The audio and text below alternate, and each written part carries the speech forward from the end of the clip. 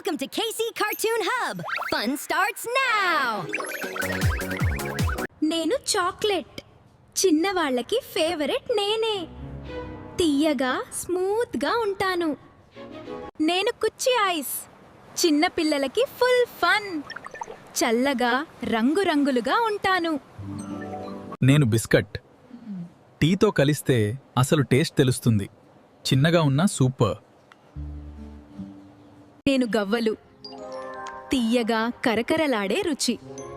పాతకాలం నుంచి ఫేవరెట్ నేనే పాప్ పాప్ నేను పాప్కార్న్ సినిమా చూస్తూ నన్ను తింటే ఇంకా ఫన్ నేను కొబ్బరి తాజాగా చల్లగా ఉంటాను